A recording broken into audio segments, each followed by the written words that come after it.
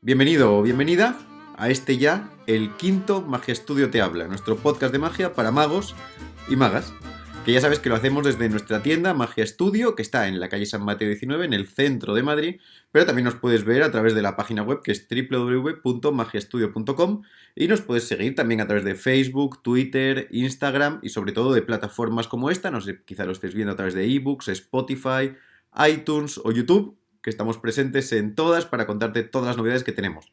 Y ahora hay cositas guays. Estamos planteando ya, como te había dicho anteriormente, la campaña de Navidad y tenemos uno de nuestros proyectos así personales por fin ya en la tienda. Tenemos unas bolsas de tela reutilizables con unos diseños preciosos de Eden Herrera para intentar cada día apurar más, ofreceros la posibilidad de reducir nuestro impacto ecológico con unas bolsas preciosas que además son extremadamente fardonas y os van a encantar. Ya las podéis adquirir en la tienda y estos días ya estarán también disponibles en la página web. También nuestro Secret Files, esa plataforma online tipo Netflix con toda la magia que puedas necesitar, desde cosas para empezar a cosas extremadamente avanzadas, siempre muy guiadito, con unos vídeos mascadito todo, con todo el contenido disponible desde el primer momento. Y hoy publico mi estudio completo de la rutina de monedas de Slidini, que es una belleza con muchas fases, la que empieza con 6 monedas, baja a 4, a 2 y termina con su One Coin Routine, que creo que es un estudio divertidísimo de un manejo que llevo utilizando un montón de años. Así que ahí va. Y también que estamos ya a punto, tenemos muchas novedades, nos acaban de llegar pedidos con cosas fantásticas, como ya se acerca la Navidad, estamos en una buena época de lanzamientos mágicos, hay un montón de libros este año, como ya lo sabes, así que todo eso está listo. Y por supuesto que está también al caer el Black Friday y haremos ofertas en nuestros productos y en una selección de otras cosas, así que atento que esas siempre vuelan. Hoy, por otro lado, cambio la dinámica habitual de este podcast, que normalmente ya sabes que se divide en 3 secciones distintas en las que te hablo de cosas variopintas, pero la oportunidad merecía cambio porque tuve la suerte de poder juntarme con mi querido y admirado Kiko Pastur para hablar de magia y nos enrollamos, lo pasamos súper bien y tenemos un ratito largo, muy variado en el que afrontamos un montón de facetas distintas de la magia y yo estoy seguro de que te va a encantar. Así que ya con esto lo dejo. Acuérdate que lo dejo ya de antes porque quizá al final ya estés haciendo algo, pero siempre está muy bien suscribirte, dejar likes, comentar, compartir esta información para que podamos seguir creciendo y cada vez más gente tenga acceso a estos fantásticos Magia Estudio Te Habla.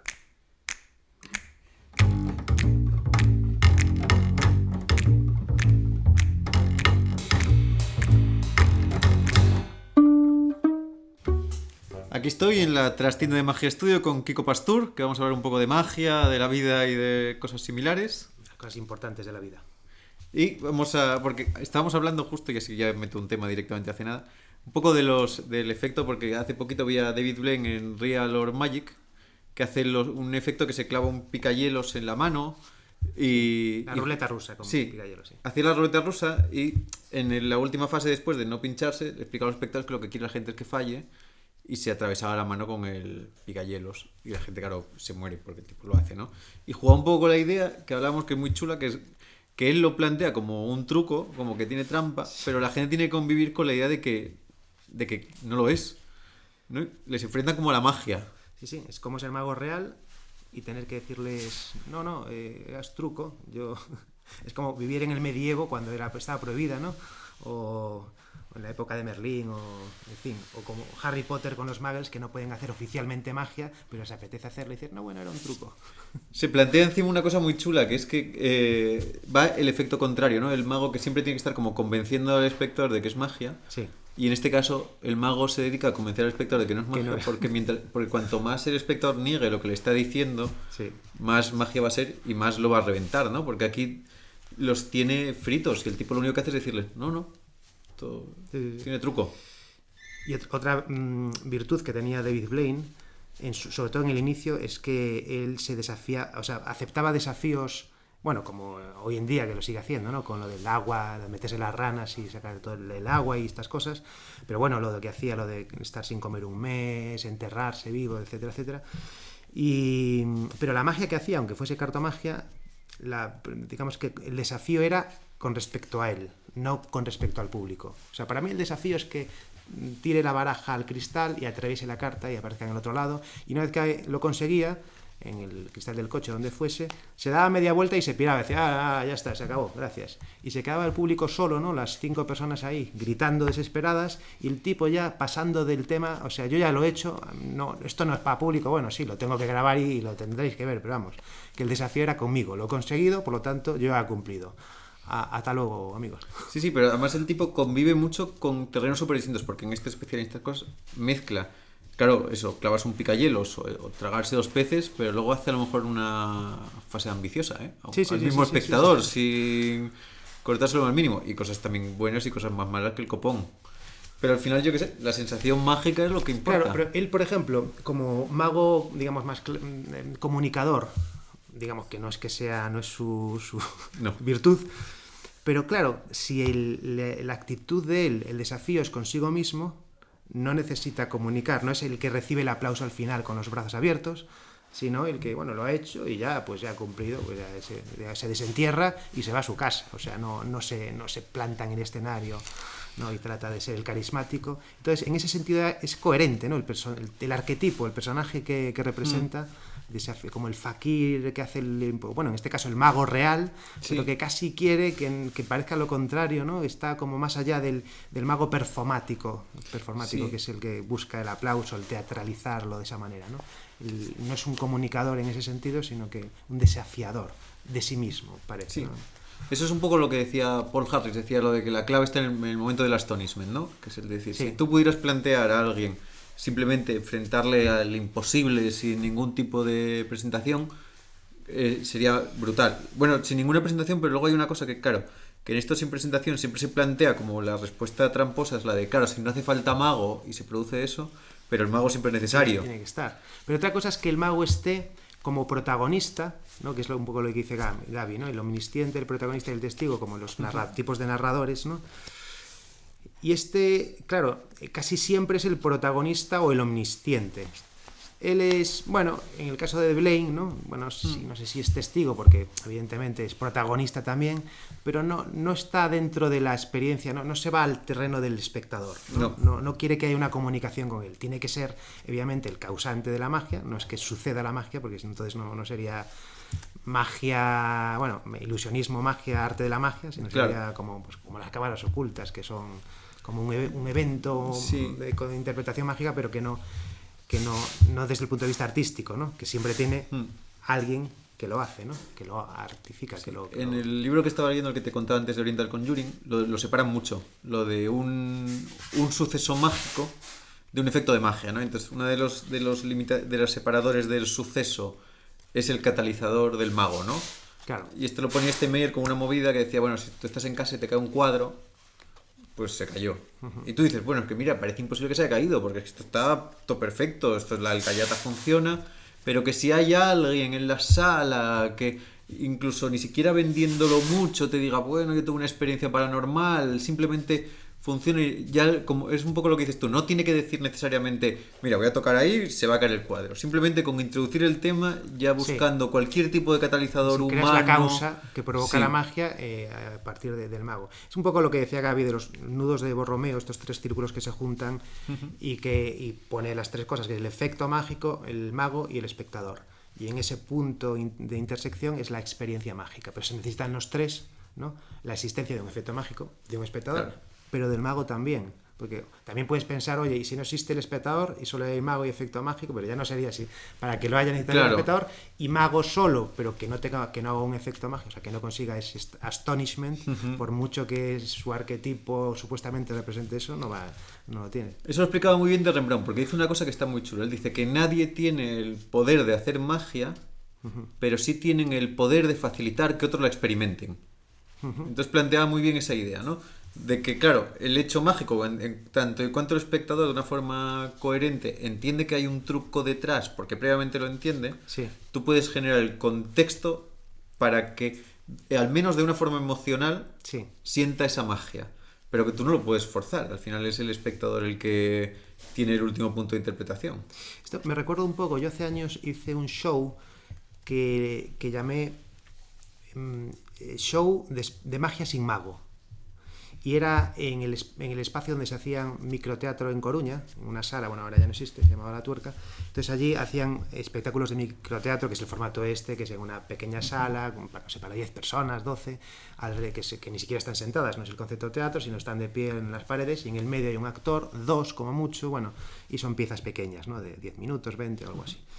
Entonces yo viendo eso, dije, joder, estaría bien este formato aplicarlo a la magia.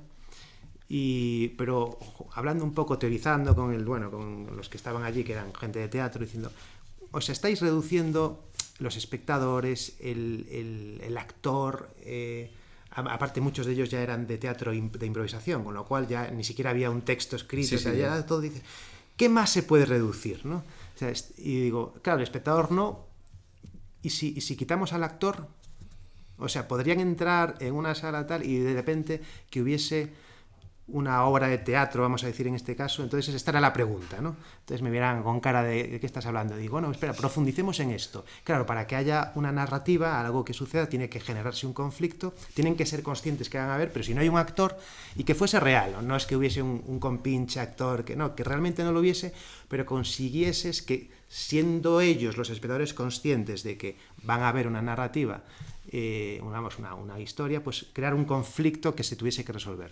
Entonces dije, joder, el conflicto en teatro es más complicado, pero en magia lo tienes si sucede un efecto mágico de por sí. Entonces, con que suceda algo mágico, si metes a unos espectadores en una sala, si el show, encima ya por ser más explícito, es show de magia sin mago, y ahí sucede algo de magia, aunque sí que está lo de los nudos de Borromeo que decía de Gaby, está presente, pero de manera implícita. Sí, claro. O sea, sigue presente, lo que pasa es que de otra manera. No es esto de la magia con cámara oculta, que de repente ya sería otro concepto, que yo creo que ya la experiencia mágica no sería la que entendemos nosotros como magos ilusionistas, sino pues como broma si quieres, o como magia tomada como real, pero ya no es la misma experiencia, es otra. Sí, no va por la misma línea. Claro. Entonces busqué ahí, además esto lo hice como bastante, se hizo 40 o 50 veces, o sea, que fue evolucionando. Así, por explicártelo un poco, creaba un conflicto interno, decía, entraba en una sala 10 personas y había algunos sets, algunas mesas con algunas leyendas, o sea, inscripciones, ¿no? Y con algunos objetos, pero no sabían lo que iba a pasar. Lo único que había en el centro colgando una leyenda que decía, uno de vosotros tiene más información que el resto y es el responsable de que la magia se vaya a producir aquí. Solo podréis salir de aquí si descubrís quién es.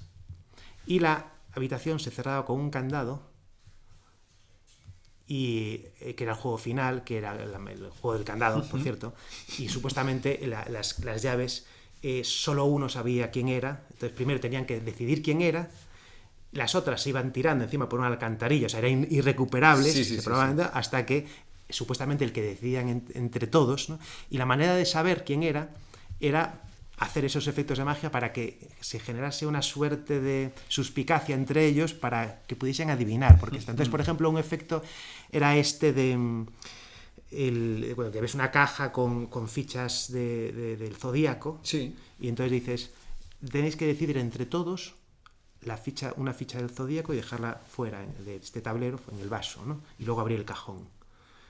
Entonces empiezan a decir, bueno, pues no sé, dejemos la de Capricornio, por ejemplo. Y dice, no, entonces eres tú. No, yo digo por decir a alguien, ¿no? Bueno, entre todos, me da igual. Bueno, pues que sea Aries, ¿no? Entonces empiezan a decidir, ¿no? Porque claro, algo democrático, al final, bueno, eligen una, eligen Acuario, lo ponen ahí, abren el cajón y ven un papelito que dice, gracias, ¿no? A la influencia inteligente, no sé qué, sabíamos que iba a ser Acuario, ¿no? Entonces se empiezan a crear suspicacias. Claro. Luego había otros efectos, ya no te cuento, porque había 6 o 7 efectos, algunos muy cabrones, incluso para magos, y el último era que te digo del candado. Por cierto, era el efecto clásico de los imanes. El de T-Waters. Efectivamente, ¿no? Ese que tengo ahí, que nadie lo va a estar viendo, pero esa caja enorme que está ahí es ese juego. Sí. Que son que todas las piezas tienen por debajo imán con clip. Sí, tú abres la que se levanta, y la que se levanta es la que cae, y cuando abres efectivamente. Es súper ingenioso. Sí, todos tenían ese elemento, y luego, a medida que lo fui haciendo, fui creando más capas de diabluras para que fuesen esos. Porque era como un experimento social, realmente ninguno. Claro. Pero al final. Pero bueno, está la presencia del yo desconocido, ¿no? El otro... El supuesto, bueno, Sí. compinche o persona que tiene más información que tienen que descubrir quién es. Sí. Entonces, yo cuando empezaba el show decía, bueno, este es un show donde vais a entrar en la sala, llegan 10 minutos, 15 antes, o 20, lo que sea, y digo, yo u otra persona, daba igual, pero bueno, os tengo que dar información individualmente a cada uno. Entonces vamos a entrar aquí en la sala aparte, sois 10, bueno, pues el primero que pase un momento, es un minuto solo. Entonces le decía, bueno, uno de vosotros, le decía como así, va a tener más información, pero tú no vas a ser. Se lo decía. Eso sí, tengo que sugestionarte un poco para... ¿no crees en la inducción hipnótica rápida? Dice, no, bueno, entonces dame la mano, le hacía la sacudida a Sí. una que a veces, por cierto, funciona, ¿no? Algunas veces. Entonces hacía eso, cierra los ojos, no sé qué, luego le decía, vuélvelos a abrir y ¿recuerdas lo que te he dicho en los últimos 40 segundos? Habían pasado 10, ¿no? Para generar una suspicacia. El tío dice, ¿cómo en los últimos 40 segundos? Dice, no, perfecto, le digo, ¿no? Puedes salir, ¿no? Y se lo hacía a los 10, para que incluso ellos sospechasen de sí mismos. Eso es maravilloso, ¿no? Y después tenía otra cosa, otro efecto era, ¿sabes? El Color Match Prediction, este Sí. juego donde se dibujan con los colores. Bueno, pues tenía uno de los juegos era una radiografía del brazo supuestamente del compinche, que es una pista, joder, que bueno, alguien puede decir, bueno, es de mujer, de hombre, porque el tamaño de la... Pero tampoco te puedes... Sí, no es definitoria, pero... Es una pista, y de cómo le van dando pistas. Pero tenían que colorear cada uno un hueso, no sé qué, de los dedos, de todo, ¿no? Y esta es una pista, tenéis que colorarlo. Van coloreando y luego sacan del sobre que está detrás exactamente, bueno, además por un método muy, muy bueno, ¿no? Pero cuando los metía en la sala esta, donde supuestamente los hipnotizaba, les decía que metiesen la mano en un agujero de una caja, que era como la de una impresora, y se veía que salía una luz como si fuese un escaneamiento del brazo, Sí, ¿no? Que no entendían muy bien para qué. Dice, no, mete aquí el brazo un momentito, se ve que suena una luz rara, y dices, ¿qué está pasando aquí? Sácalo, ya está, puedes irte, ¿no?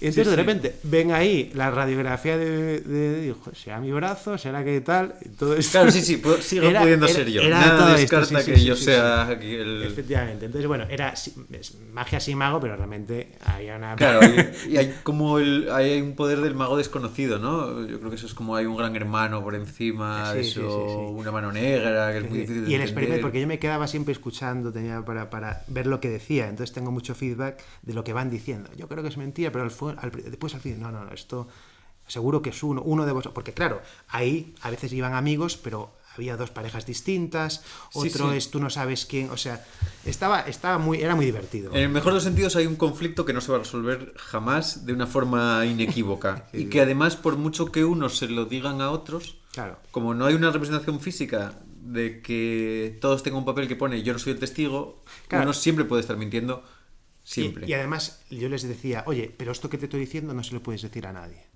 Claro. O sea, nunca van a reconocer, supuestamente, porque se han comprometido a no hacerlo para no fastidiar. Claro, y ahí ellos viven, es una experiencia mágica con el uso más liviano del personaje mago. Sí. Pues esto realmente era una especie de escape room en el fondo, que ahora está muy de moda, ¿no?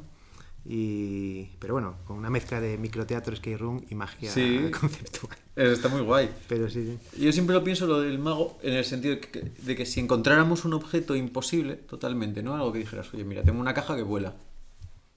Hay una caja ahí que vuela, que apareció en un sitio, se abrió un sarcófago una vez, ve una caja, y tú la pusieras en un museo. Pero una caja que vuela no sería un libro, estos libros que levitan. Pero una cosa de verdad, que apareciera. Un objeto que dijeras tú, mira, se ha encontrado una movida que desafía todas las leyes de la física y como si fuese una pieza extraterrestre que está levitando ahí en medio de... Y alguien la encontrase. Ajá. Dijeras, esto contraviene todo lo que pensamos. Y alguien la pusiera en un museo y dijera, oye, podéis venir a ver la piedra que levita. La gente iría y fliparía, pero no sentirían la magia en ningún caso. Las sensaciones irían por otra línea totalmente distinta. Sí. Quizá porque ahí ya no sea un imposible, pero yo creo que hay una cosa también en la figura y en el contexto, ¿no? Como si te hablan del horizonte de sucesos de un agujero negro, donde el tiempo... Claro, que eso es magia, ese es el... Claro, dices, joder, es fascinante, y extraordinario, pero bueno, es un misterio que corresponde a la ciencia descubrir, no al ámbito del arte, ¿no? Y yo siento también muchas veces que la magia a veces también necesita que al espectador le modulen un poco la experiencia, que a veces tampoco vale enfrentarlo directamente como a un imposible tan abstracto, porque no tiene muy claro cómo pensarlo.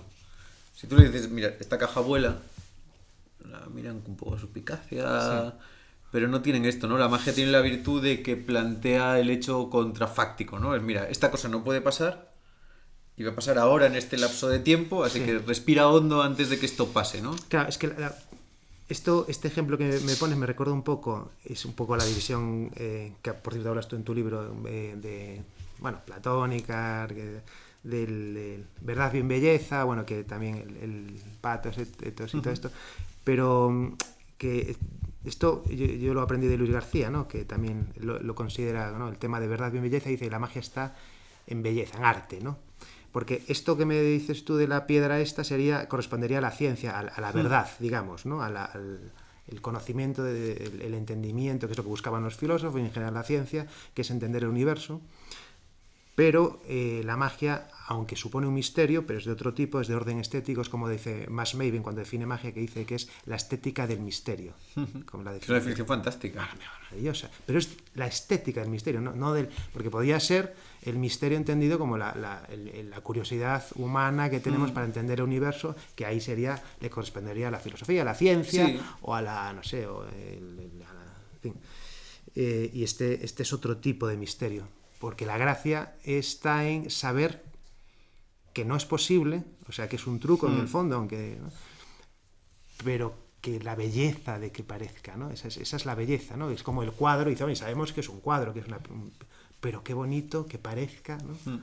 Y la belleza de eso. Entonces, eso es curioso, ¿no? Que la magia que tiene la necesidad intrínseca de que el espectador sepa que es un truco. Claro. Porque si no, la experiencia no se puede producir. Pero como una película, un cuadro o cualquier otra cosa. Eso lo explica muy bien Mairata cuando lo decimos, ¿no? Siempre dice que si no hay ficción, no hay magia. La magia tiene que partir de que no es verdad. Pero no ficción, consciencia de la ficción. Sí, claro. Eso sí. Tiene que ser, el espectador tiene que ser consciente de ello, porque si no, porque como eso ya aunque es una parte del aunque mundo luego interno... dentro del espacio de representación esté inmerso en la experiencia y no se plantee eso. Pero de fondo, fuera del marco, ¿no? Tiene que haber un remanente de la consciencia de que estás dentro de una película viendo eso es un poco, justo cuando hablábamos de lo del juego, Huizinga lo plantea de una forma súper clara con el círculo mágico, ¿no? El tipo dice, en el círculo mágico es un entorno en el que entras, asumes las reglas del juego tal y como se plantean, con la realidad que se crea, pero sabiendo que siempre tienes la libertad para dar un paso atrás y verlo desde fuera, ¿no? Y que la clave del círculo mágico está en que asumes libremente esa situación. Sí. Y eso es lo que le da toda la potencia, porque en el momento en el que tú puedes saber que estás fuera... Y además aceptas las reglas de juego, que esa es otra cosa que a veces cuando no queda... El círculo no está definido, que pasa mucho en magia de calle o magia... En contextos de magia donde no hay un espacio escénico tan limitado, magia de bar, por ejemplo, este tipo de historias, que como no está tan definido, el espectador siente que las reglas las puede poner él y dice, no, déjame la baraja que la quiero mezclar yo. Entonces, en el fondo, debido a que el contexto de juego no está definido, porque, oye, aquí el juego consiste en unas reglas, que es, tú mezclas cuando yo te digo, cortas por aquí, pero no te metes la baraja en el bolsillo. No te puedes ir con ella. No te vas con, claro, hay unas reglas y si las aceptas jugar, jugamos, ¿no? Entonces, eso también ayuda a la propia idiosincrasia de la logística de los elementos y las condiciones que favorece incluso a veces hasta el propio método, ¿no? Para que no estén con la pega de que son ellos los que quieren intervenir y cambiar las reglas. Porque entonces, oye, rompemos la baraja y aquí juego revuelto. Es que en realidad el papel en la magia del espectador, bien planteado, es súper fantástico para él. Porque... Parte de una aceptación. Sí, hay una aceptación positiva.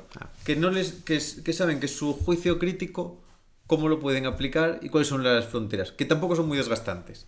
Porque no es como que a ti te plantean, como hablamos, en un escape room y te tienes que resolver este puzzle. Sí. O yo te pongo un crucigrama. La magia se parece más al crucigrama, porque tú te sientas, lo piensas, lo disfrutas, pero de repente si no hubiera esas reglas te dirían no, pero también podrías ir a tocar la baraja, tienes que buscar un análisis, entonces el espectador se puede relajar. Es que esto del juicio crítico, que a veces se debate, ¿no? Hasta qué punto, yo creo que sí que tiene que estar muy presente, y me recuerdo un poco, claro, Gaby habla de la ficción un poco para alimentar la parte imaginativa y no tan analítica. Yo lo comparo un poco con la separación clásica de los hemisferios cerebrales, de la funcionalidad del izquierdo y el derecho, aunque sea, bueno, muy generalista, pero sí, uno, digamos, más analítico y otro más imaginativo, subjetivo, ¿no? Objetivo, subjetivo. Pero claro, la magia obviamente necesita el objetivo, el juicio crítico, y entonces esta parte, digamos, de imaginativa, si estás en contexto de juego, cuando estás en contexto de juego, necesitas que sea crítica, porque si no van a estar los dos, como funcionan los dos hemisferios en conjunto, lo que no puedes es sobreestimular uno, porque el otro necesita contextualizar y decir, oye, yo necesito imaginar, entender, o bien o criticar, o bien contextualizar, que es la parte, no, digamos, holística del derecho, en este caso. Entonces la ficción se lo da el juego, porque dices, cuando juegas a un juego de rol o de lo que sea, tú estás en el medievo, ¿no? Sí, claro. No estás con el juicio crítico de decir, esto es el medievo o no lo es, porque estoy aquí en realidad. No, estás dentro de que estoy en el medievo, ahora tengo que ingeniármelas, tengo que ser muy crítico, pero dentro de las reglas del juego. Con lo cual está muy estimulado, están los dos muy estimulados, con lo cual están, entre comillas, felices. Claro, cada uno tiene su labor cumplida. Claro, efectivamente. A mí me gusta mucho porque, claro, a mí sí que me parece que cuando se hablan de ficciones en magia, se plantea una poética narrativa y estética, al espectador le permite una cosa fantástica, y es tener un marco de contexto. Porque la magia muchas veces, el problema para mí, bueno, que no es un problema, porque luego la magia muchas veces lo supera por los hechos, es tan abstracta, ¿no? En sí, el objeto, la elección de una carta, los procesos físicos, que para el espectador tiene que estar como decodificando también un lenguaje que por repetición todavía no entiende muy bien, ¿no? Y cuando se plantea esa poética, le das un lenguaje que más o menos puede asumir a su mundo interno, que siempre puede tener unas correlaciones, y le permite ya crear ese marco del imposible, ¿no? Porque si yo lo pienso de una forma lógica, diría, a mí me gustan mucho las presentaciones y que la magia tenga ese contenido, pero si yo me lo planteara en frío, diría, para que la parte lógica funcione, debería eliminar eso totalmente. Sin embargo, luego me doy cuenta que no funciona de esa misma manera. No, claro. Claro, porque al final es que pierde la gracia si la lógica de alguna manera no está presente. Lo único que es que esté presente dentro del área que nos interesa, ¿no? Que es, a mí lo que me pasa me parece que es eso, ¿no? Que una buena presentación crea unos procesos, hace que el cerebro se active de una determinada manera, sí, que le permite vivir la experiencia desde un punto de vista mucho más positivo. Porque yo creo que ahí el espectador siente, al menos quiero yo pensarlo, que siempre está ganando algo en la transacción. Aunque en el fondo sepa que él no va a salir sabiendo cómo funciona el juego, sabe que la experiencia que vive al menos es real, ¿no? Que eso, sí, yo creo que esa es la clave, ¿no? De una buena presentación, que hace una experiencia que es verídica. Eso es innegable, ¿no? Si a un tipo le cuentas una historia que le traslada a ese mundo, luego habrá una trampa y habrá todas estas cosas, pero la experiencia... Sí, es como una emoción. Sí. No se plantea si la tienes o no la tienes. Si la tienes, es real porque no es impepinable, ¿no? Eso está claro. La experiencia, la emoción, esa es real. Esa no... Es ese caso, ¿no? De cuando yo veo gente, por ejemplo, en los casos de la gente que utiliza bien las emociones de los espectadores, nunca salen con la sección del engaño como tal, ¿no? Porque da otra connotación diferente al mago también. Es el guía de un viaje frente al que te enfrenta... Sí, claro, el tema del engaño, de la frustración que siente el espectador por sentirse engañado de alguna manera, porque el misterio, el secreto no se resuelve. Claro. Es lo que dice Tamariz, sí, que diferencia la narrativa de la magia. Que hay un conflicto que nunca se resuelve. Hay un conflicto, mientras en la narrativa hay un desenlace que resuelve el conflicto. En este caso no es un misterio, es un misterio en el sentido de qué es lo que va a pasar, cómo, sí, se va a resolver el conflicto, y el desenlace es cómo se resuelve. A lo mejor es que ha muerto, no ha obtenido, pero por lo menos sabemos, sí, hay una resolución. Cuál es el desenlace de todo eso. En magia se queda cortado, en seco, como un interruptus, y eso, claro, a nivel intelectual, al menos, ¿no? Desde ese hemisferio analítico, si se va del marco de ficción, desde el otro lado, ya desde fuera, puede crear una frustración o una lucha, ¿no? Por parte de ese. Entonces, ¿cómo lidiar con eso? Es una de las grandes preguntas, ¿no? Que todo mago se hace. Yo ahí tengo algunas respuestas. Mira, te cuento una de las últimas que me parece más interesantes, aunque bueno, muchas no, o sea, evidentemente jugar con la ficción, con la narrativa, eso digamos que diluye, en mi opinión, ¿no? Suaviza. Sí, claro. Digamos, pero eso es porque te acerca más al mundo de ficción, o sea, crea un grado de inmersión en la experiencia que hace que mientras las estás viviendo no te estés planteando. Luego, cuando ya sales del teatro o te vas a tu casa, bueno, pues ya es otro tema. Pero esa es una línea, ¿no? O la ficción de Gaby, ¿no? Crear un fenómeno. Entonces, otra es la estética, ¿no? Que si es estético, o sea, si entran... Claro, es un poco difícil porque habría que entender qué es la estética, ¿no? Como concepto de belleza, y ahí nos metemos en un berenjenal complicado. Pero bueno, aunque sea... Sí es agradable, sí es amigable a la percepción. Sí, algo así, amable o si crea, no te voy a decir una catarsis, pero digamos una experiencia estética, sea lo que quiera decir eso. Sí, es difícil de definir, pero es fácil de saber experimentar. Pero sí, subjetivamente todo el mundo entiende, ¿no? Aunque no haya sufrido el síndrome de Stendhal. Sí, pueden llegar a... Pero una experiencia estética que cómo se puede sentir, eso es algo que es deseable, que uno quiere que suceda, o sea, le gusta que suceda, ¿no? Necesitamos la estética, ¿no? En nuestra vida. Entonces, cuando nos alimentamos con esa experiencia, como crea un regocijo, entonces, de alguna manera, no tener eso, aunque esté levitando algo, ¿no? Pero dices, es que si se cae, pierdo la belleza de lo que está sucediendo, entonces no quiero que se caiga. Entonces, ahí esto ayuda porque creas otro deseo más fuerte, bueno, en el mejor de los casos, que es más fuerte. Entonces, yo... pensando, vaya, es un campo que me encanta, el tema de jugar con la estética, que desde el punto de vista visual, como hacen los números visuales, por los movimientos, o tanto por el concepto, a lo mejor, narrativo, intelectual que se está planteando, que tiene a lo mejor un doble sentido, juega con un poco con el humor o con lo que sea. Pero luego me di cuenta, hablando entendiendo la estructura de Tamariz, ¿no? Diciendo, estaría bien que hubiese un desenlace, pero un desenlace que no fuese en contra del conflicto mágico, porque claro, si el conflicto mágico, a lo mejor estás haciendo algo de humor, ¿no? Y de repente se convierte en algo tan divertido que uno empieza a reírse, claro. y eso tapa la emoción del asombro, que es la propia. Claro. Entonces no me gusta mucho. También me pasaría con la narrativa. La narrativa es si digamos, planteas un conflicto narrativo que tiene su propio interés. Aquí el conflicto, esto lo comentaba Tamariz, ¿no? Que es que te proyecta hacia el desenlace, hacia el futuro, mientras el conflicto del efecto hacia el pasado, porque no quiere entender las condiciones. Se va hacia, oye, pero esto no estaba así, ¿cómo puede ser que tenía mano cerrada? Entonces, ¿qué pasaba antes? Entonces, como que divide la atención, puede ser, ¿no? Y son conflictos distintos. Entonces digo, ¿habrá algún conflicto que sea compatible? Es como que una fórmula unificadora, ¿no? Como en las ciencias, ¿no? Una fórmula que junte la teoría de la relatividad y con la cuántica, y entonces yo encontré una que creo que funciona, pero y que creo que tengo la fórmula, es como decir, tengo mc al cuadrado, lo que no tengo es la bomba atómica todavía, ¿no? Que ese es otro paso. La fórmula yo creo que sería la siguiente, es si el conflicto que se provoca, que supone el efecto, supone, o sea, el hecho de que suceda crea algo deseable, un deseo, puede ser a nivel consciente o inconsciente. Si fuese inconsciente habríamos del símbolo, ¿no? Lo que dice Tamariz del tal, pero puede ser consciente. Yo esto me vino leyendo a Jodorowsky, ¿no? El tema de la psicomagia, porque hay, digamos,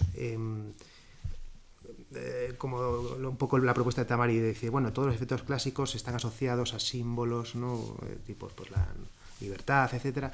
Pero claro, Jodorowsky dice, bueno, pero tú te puedes inventar creando acciones que a su vez son simbólicas, como una suerte de construcción que se basa en una serie de acciones que tiene sus reglas y que no es tan fácil. Sí, que es el fundamento de la psicomagia, es que la creación tuya tenga una fuerza suficientemente grande, pero para convertirse... Una fuerza simbólica, pero que tú construyes. Sí, pero que sea suficientemente relacionable como para que no la puedas asociar realmente a claro. Entonces, si tú creas algo, sea, bueno, pues más explícito, más implícito, pero que todo el mundo diría, yo quiero que esto suceda, ¿no?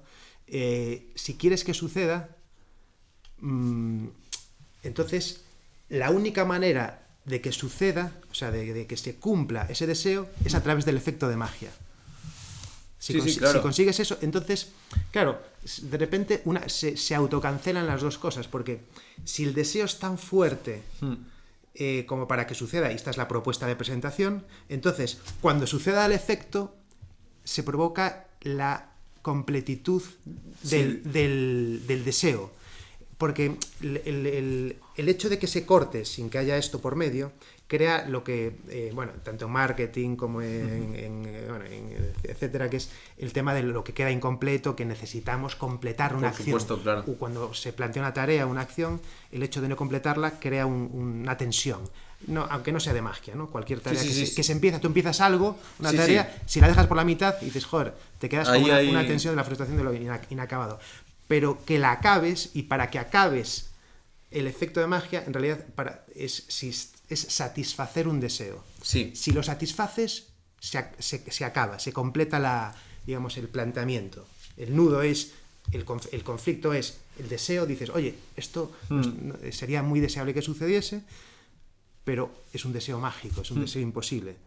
Entonces, para que suceda... Bueno, esto es muy... Pero sí se ramifica muchas pero otras... sí tiene todo el sentido, porque yo pienso mucho en el término de lo estético. La magia, que es extremadamente estética y que es uno de sus funcionamientos fundamentales, es por conjunto gestual o de palabras que hace que eso ocurra, ¿no?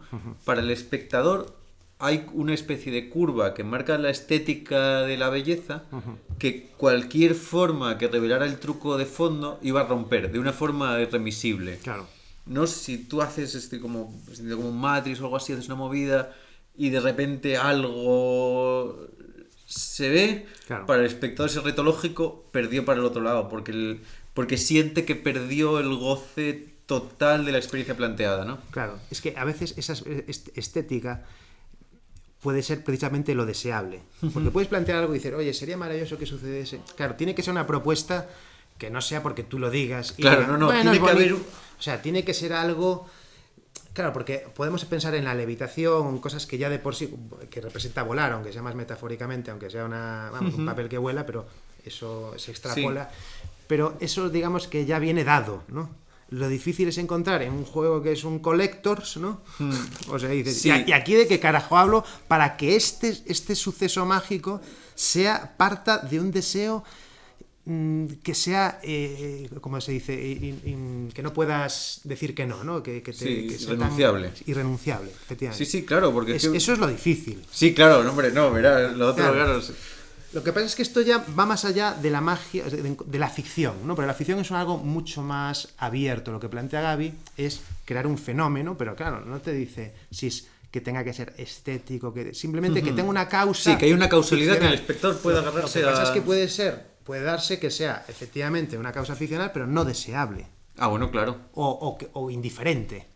Claro. O sugerente, pero no tanto como para supeditar que es una cosa muy habitual a la satisfacción de ese deseo. Mal creadas, ¿no? Porque la ficción es un término tan atrayente a la hora de crear magia.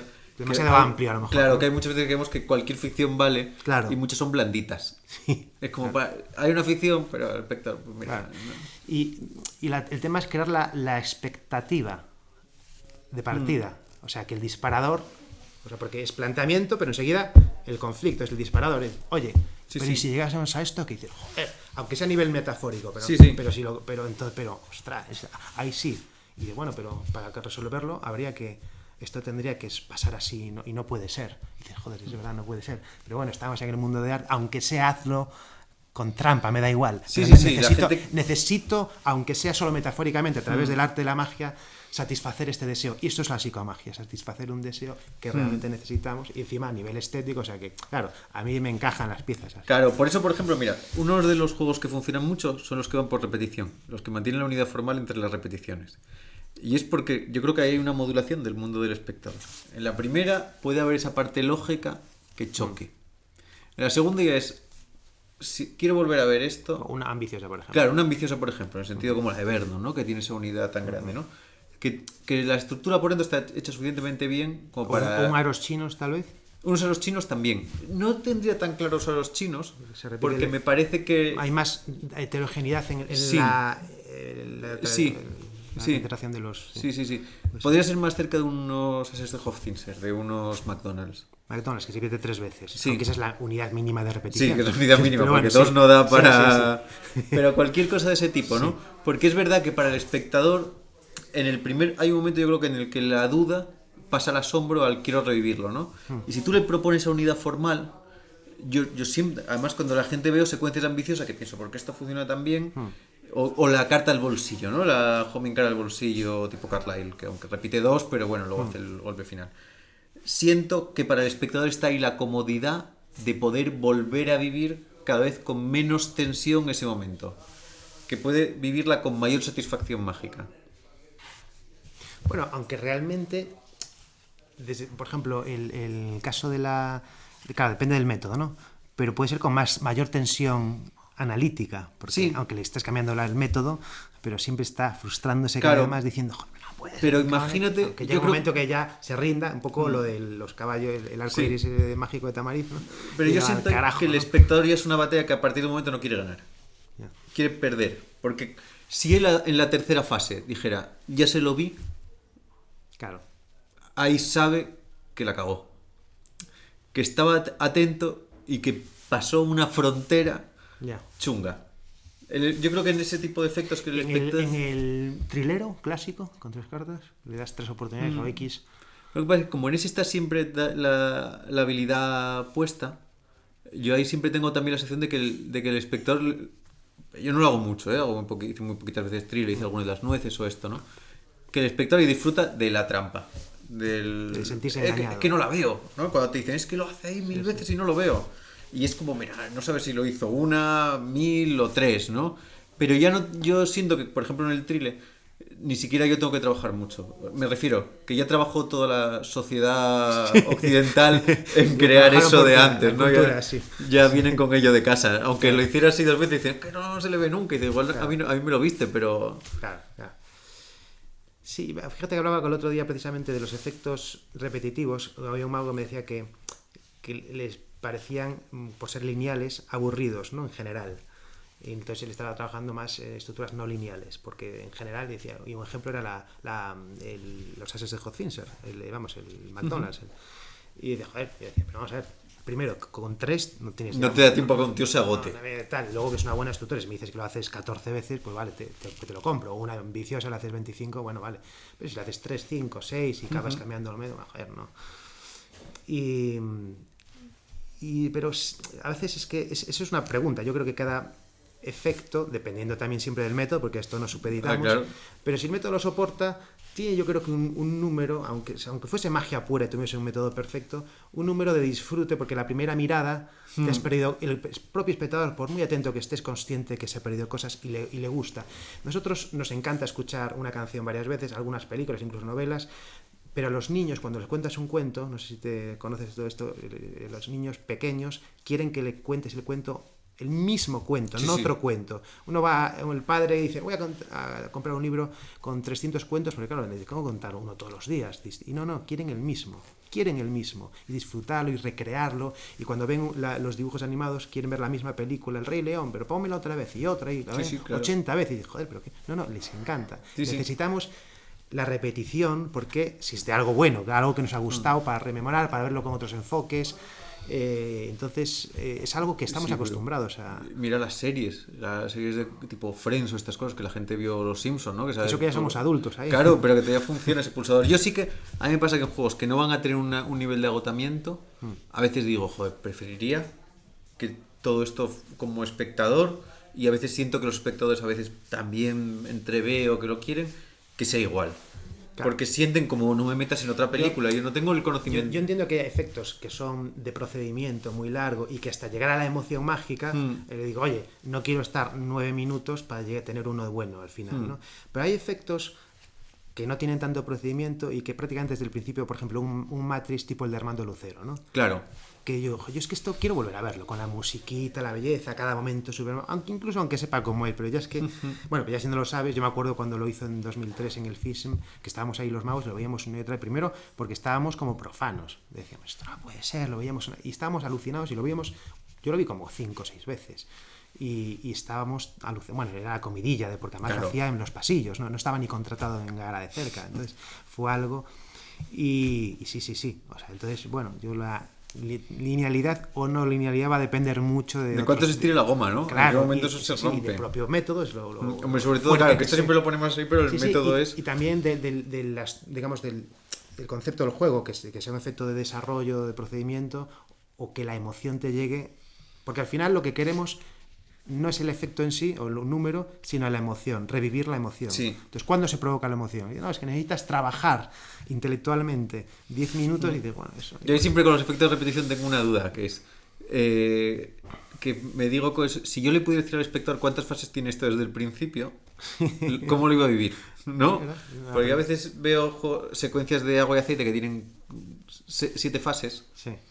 que el espectador, en una película tú sabes, porque eso tiene un desarrollo dramático, y sabes que te acercas al final, y más o menos sabes lo que dura, pero hay juegos de magia de fases repetitivas en las que tú hay un momento en el que estás navegando por un desierto súper absoluto. Pero uno es, por ejemplo, el de la moneda que se esconde en la mano. Lo hace Juan Varela mucho. Claro que sí. Y dice desde el principio, lo voy a repetir 4 veces. Porque claro, con una bueno, primero porque encima es un 50%, una sola ni siquiera tendría un gran efecto mágico. Entonces mejora, aunque sea por una cuestión de probabilidades, el hecho de que repetirlo, ¿no? Lo hace más supuestamente en contra de la estadística de la probabilidad. Pero juega, evidentemente, esa repetición, luego le da la variedad en la presentación de por qué en este caso juega un poco con la Pero claro, estrategia de... ahí tiene una cosa muy interesante, ¿eh? En Pero ese dice, tipo de juegos... os lo voy a hacer 4 veces, tenéis 4 oportunidades. Claro, es que eso es maravilloso. fantástico, porque ese es el desarrollo de la línea contraria. Hay otros que es, me lo hace una, me lo hace 2, me lo hace 3, me lo hace 4. Pero este no es así, este es, me lo hace 4, me quedan 3, me quedan 2, me queda 1, Sí. se acabó. Se vive como una cuenta atrás porque Sí, es como, joder, claro.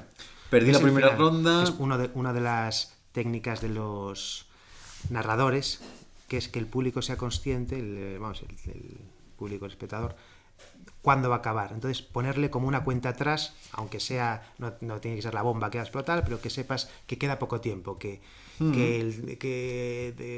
qué sé, que va a llegar la policía en 2 minutos. Entonces, que pasan esos 2 minutos no es lo mismo que si no te dicen eso. Claro. O sea, todo eso, que él está enfermo terminal o que está... O sea, la sensación de que se está acabando y que queda poco. Esa cuenta atrás, eso es fantástico para acelerar la tensión dramática. Y hace poco me hice uno de los cursos de esta cosa de Masterclass, que es una cosa fantástica, es una plataforma ahí online y tienen cursos. Sí. Y me hice uno de Dan Brown, hablando de cómo construir un thriller. Y el tipo decía que el único elemento importante de un thriller es el tiempo. Que lo demás todo es negociable. Pero que si te fijas no hay ninguno en el que no haya... Además el tipo lo explicaba súper claro, que es que de una forma el espectador tiene que ser siempre consciente de hacia dónde se dirige. Que a mí me pasa a veces también eso en magia, por otro lado totalmente distinto, en los juegos en los que se tarda mucho en desarrollar la premisa y el espectador tiene que hacer una serie de acciones a veces muy largas que no tiene muy claro hacia dónde van. Claro. Y no tiene ese elemento finalista. No hay una expectativa dramática Nada. al respecto. O sea, Claro. hombre, presuponen que va a haber algo mágico al final, pero dice, bueno, pero para que me entere de esto he tenido que mezclar 4 veces, girarme, pensar 4 cartas, el otro tal, ha pasado media hora aquí y no sabemos de qué va. Y saben que esa incomodidad no es deseada. Porque es verdad que si dijeras, vais a hacer una historia, luego sabréis por qué. Sí. Claro, y Para mí eso es el horrible lenguaje cambia radicalmente. Pero por siempre, por supuesto, la clave yo creo que es eso, es el finalismo, que el espectador sepa hacia dónde se dirige o no lo sepa. Claro, pero eso es una cuestión ya no solo de tiempo, de cuenta atrás, sino de dirección. Sí. ¿A dónde vamos? ¿No? Entonces, crear un elemento disparador desde el principio, ¿no? Un gancho, evocador, lo que sea. Dice, oye, yo hablo de lo del deseo, ¿no? Que me parece la solución como... Pero aunque no fuese eso, por lo menos decir, oye, vamos, ¿te gustaría que o hacemos esto? Y aunque sea algo evidente, mira, voy a adivinar la carta que vas a pensar dentro de un momento. ¿Te parece? Planteado el conflicto y ahora ya te puedo decir mezcla, corta, lo que quieras. Sí, ya pero está. ya ha creado una tensión dramática. Tú Sí, ya sí. estás dentro del tema, ¿no? Sí. Porque si no, si te lo digo al final... Y eso además, aún así en la magia, esa linealidad del tiempo de la tensión, esa está, aunque tú no lo indiques, porque tú sabes lo que dura el efecto de magia. Más o menos tienes como espectador tienes una intuición. Claro. Y los pasos te acercan a ello. Tú sabes que hay un momento en el que si ya soltaste la baraja, ya está elegida, ya está en el estuche, Claro. pocas acciones más puedes llevar a cabo, ¿no? Lo que sí es cierto es que si anticipas lo que va a suceder, puedes interferir al método. Ah, bueno, claro. Entonces ahí sí que hay que saber jugar un poco con la información que aportas para que sea dramática. Es decir, a lo mejor no le voy a decir, mira, te la voy a adivinar de esta manera, pero sí algo que cree esa tensión, claro, pero que sea suficientemente ambiguo para que no interfiera el método, para que no te lo estropee. O sea, hay algunos métodos donde que soportan perfectamente claro, una invisible, por ejemplo, da igual lo que digas, claro, que se la van a comer sí o sí, ¿no? Claro, y si esos juegos tú los planteas de esa dureza, a mí me gusta mucho esa dureza tipo la invisible, es decir, mira, hay una carta ahí vuelta en el medio y es la que vas a nombrar. Claro. Con un método tan bueno que tú le puedes decir al tipo, mira, va a pasar. O sea, cualquier sí. Y digas lo que digas, vas a tener que convivir con ello después. Sí. Lo que pasa es que ese es el 1% de los efectos. O sea, claro, tan buenos con un método tan bueno como ese, hay uno de cada 100 o menos. El problema es que hacemos con los otros 99. Sí. Pero bueno, en ese tiramos caso, a la basura o convivimos con ellos. Del drama y de la narración, ese siempre te plantea ese otro final posible, ¿no? Porque es verdad que tú lo mismo lo decías con el deseo. La expectativa que crees a resolver no tiene por qué ser la del propio efecto. Puede ser la pero por lo menos que tenga un elemento común para que no se sientan defraudado en no satisfacer una expectativa creada.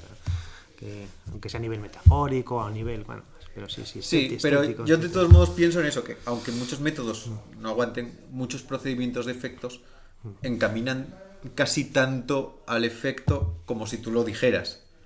Quiero decir, ya, claro, a medida que la cultura mágica aumenta un poco, ya sabes, porque los patrones estéticos están definidos. Pero yo creo que hasta para muchos espectadores hay disposiciones que son blanco y en botella, ¿no? Sí, bueno, les estás ya... Claro, hay una cartera aquí en la mesa. Bueno, pero a veces precisamente consta de eso, ¿no? Es permitir que el espectador sea él el que descubra de qué va esto, ¿no? Entonces le es más abierto, ¿no? El tipo de conflicto no se lo das masticado. Eso es fantástico, porque yo no sé a quién veía hace poco que pasaba algo así, ¿no? O algo más improvisado, decir, ¿qué queréis que pase? ¿No? Bueno, claro. Los desafíos como lo de Pete Harley, los desafíos provocados. ¿no? Sí. Y dice, bueno, claro. Pero yo no sé con quién fue hace poco que era algo así, ¿no? Y había un juego de los que al final te llegaba al final y tú como a medio juego veías ya que eso iba a acabar de esta manera, ¿no? Y estaba bien planteado para el público. Es que no me acuerdo más, me gustaría saber quién era, quién lo vi, pero lo vi además en directo. Y entonces había unos espectadores y en un momento dado uno dijo que va a estar ahí, ¿no? Y en ese momento en el que dice que va a estar ahí, piensas, ese ya necesita que el juego salga bien.